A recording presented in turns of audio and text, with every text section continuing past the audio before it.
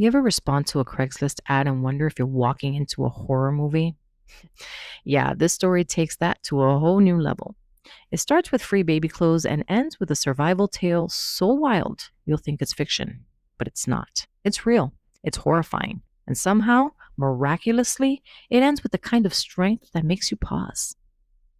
I'm Janet Heredia. Welcome back. This is Talks at Midnight.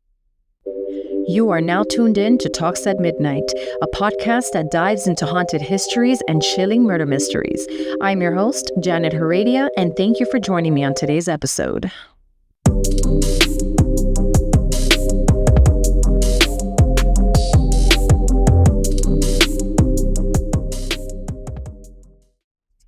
Hey, you. Glad you made it back. Grab a blanket, turn down the lights, maybe triple check your Craigslist messages, because tonight's story, it's about what happens when good intentions meets actual insanity. We're talking about Michelle Wilkins, a thoughtful, kind, and very pregnant woman who was just trying to get some free baby clothes off Craigslist. Because babies are expensive and secondhand onesies, well, they're basically currency. What she walked into, though? A full-blown Lifetime movie, minus the commercials. The woman behind the ad was Dynel Lane, and Dynel had plans. So let's rewind for a second. Michelle was 7 months pregnant, living in Colorado, and like many expectant parents, she was prepping for her baby girl. Aurora, that was the name that she chose. I love that name. So Michelle spots the Craigslist ad for free baby clothes and, like any new mom-to-be, decided to check it out.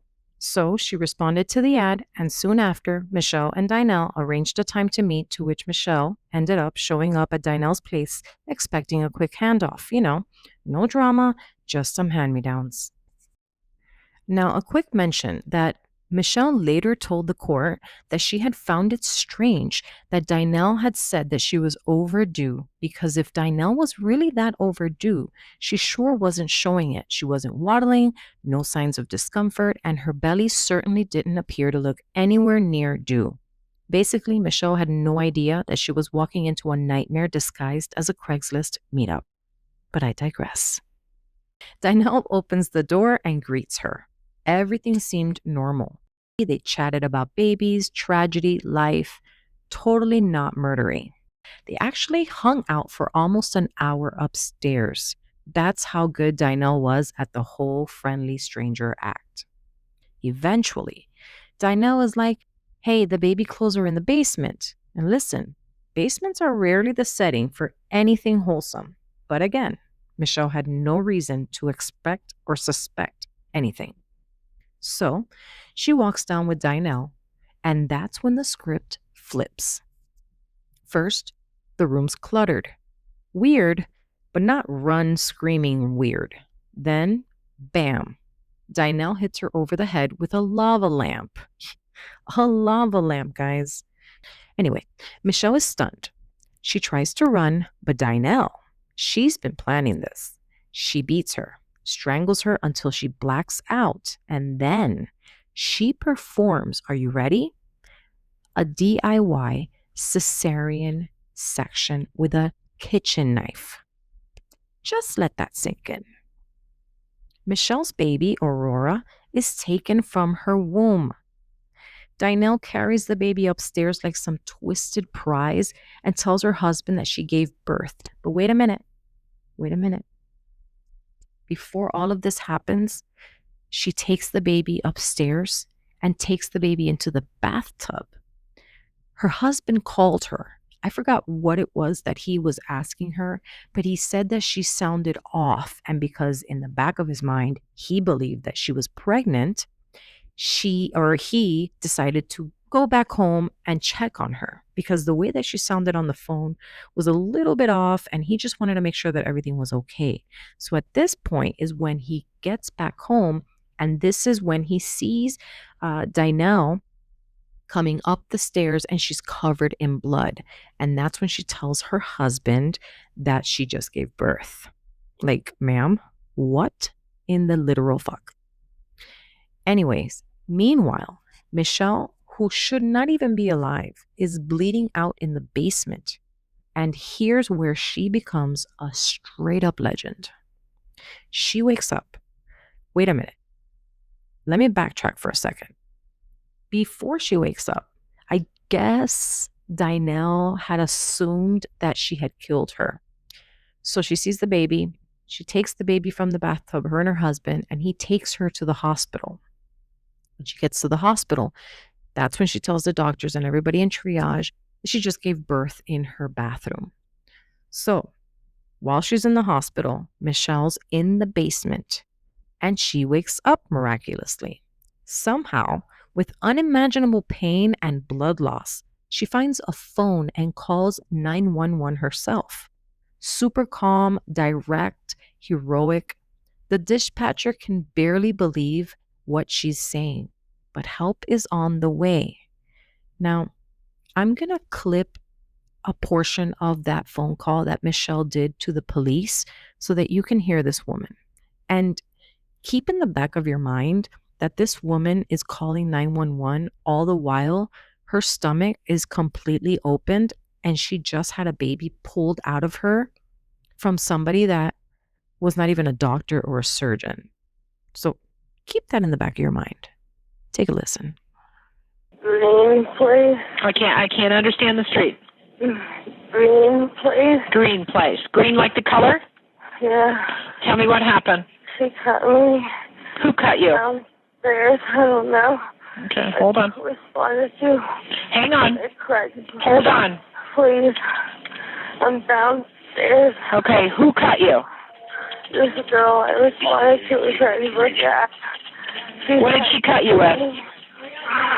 A knife. I'm pregnant. She got me on my stomach. Okay. I'm afraid. She cut you in your stomach? I'm pregnant. Okay. What is the suspect's name? I don't remember. I'm bleeding out. I know you need to stay on the phone with me, okay? I'm getting everybody to you, okay? I need you to can you grab a towel or anything you can get in your hands and put it on your wound and press? How far along are you? 7 months. 7 months? Okay. Are you alone in the house? I don't know. You stay with me. Don't go to sleep. You stay with me. You're downstairs in the basement? And are you alone? Yeah. Okay. I locked the door. Don't you go to sleep, okay? You stay on the phone with me. Can you tell me, did she have any other weapons besides a knife? She broke a glass. She broke a glass? Did she stab you with the broken glass also? Yeah. Okay. She got trying to hurt her. And You need to think real hard and tell me who it is that did this. Tell me the person's name. Think real hard, okay? Don't go to sleep. Stay with me. Tell me who it is. I don't know how. Everybody's on their way, okay? Is that them? Okay. Are they ringing the doorbell? She cannot get to it. Help. Got everybody coming, okay? You hang with me. Don't hang up. Are they in the house yet? She's downstairs. Yeah, they're here. Okay, I'll let you go. That wasn't just a 911 call. That was a masterclass in survival.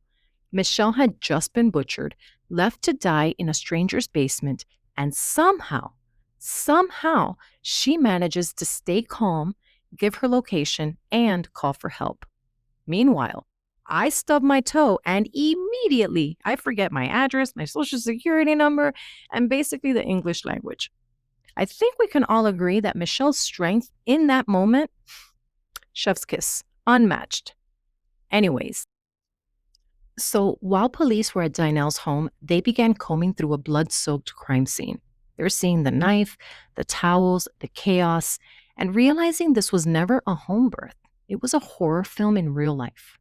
It was apparent that after Dynel committed this crime, she tried to clean up her mess. In the court testimony, Michelle's lawyer stated that Dynel spent about an hour cleaning everything with bleach, including, to the point, where she physically moved Michelle's near lifeless body to the side in order to remove the sheets on the mattress, but the blood was so thick that the mattress itself was completely soaked. They even found bloody pillows inside of a trash bag underneath a baby crib and bloody towels inside the washing machine that weren't even fully cleaned because you can still see the bloodstains on the white towels. And the heavy scent of bleach was also very apparent throughout the house. Now, I want to circle back to the boyfriend, Dynel's boyfriend, because I realized that earlier I referred to him as her husband, and I'm going to be honest with you, I'm not trying to offend the man by giving him that title. So not only was he not her husband, he was already sketching out about her real hard. In the trial, they revealed that he had texted a friend saying that he didn't even think Dynel was actually pregnant, and at one point he even said that she's been acting weird. Sir, she faked an entire pregnancy? That's not weird. That's a Netflix documentary level deceit right there. Anyways, when the officers pulled him aside and explained what they'd found at the house and that Michelle was alive, conscious, and talking at the time of their arrival, his face reportedly dropped because everything clicked. The lies, the fake labor, the lack of baby bump photos unless she was behind a table or wearing a hoodie, it was all unraveling faster than Dynel's hospital gown. Dynel's boyfriend told police investigators that he had already been suspicious about the whole thing when Dynel refused to let him touch her bump because she claimed that it was uncomfortable and that it could hurt the baby, and I quote. And that when she had doctor's appointments, something would always come up that would cause her to have to cancel her appointment. Basically, his gut was not just talking to him, it was literally screaming at him. Meanwhile, Dynel was arrested at the hospital because where else was she going to go? It's not like she could limp out of there with a stolen baby and a straight face. The nurses weren't buying her "I gave birth at home" routine for a second. Police didn't even need to do much digging. They had Michelle's 911 call, a bloody crime scene, a kitchen knife, and a trail of delusion that pointed right back to Dynel. Oh, and let's not forget, this woman had 2 teenage daughters living in that same house. This woman was faking a pregnancy, plotting an abduction, and parenting all at once like some twisted multitasking mom of the year. This was a woman who thought that she could fake a pregnancy, steal a baby, and walk out of it with a whole new life. Instead, she walked straight into a courtroom. This woman went from pregnant mom to convicted felon faster than you can say Craigslist catastrophe. The courtroom didn't even buy a single part of her story, and the jury ended up handing down 100 years, an entire century. She's got plenty of time to think about how badly this entire plan blew up in her face. And what makes the story just a little bit sicker is that Dynel didn't even get charged for murder because during that time in Colorado, they didn't recognize a fetus inside of the body as a human being unless it was born and alive and outside of the womb.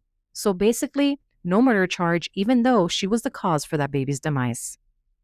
As far as Michelle goes, she's the real MVP around here. She survived a nightmare and came out on the other side with more strength than most of us could even imagine.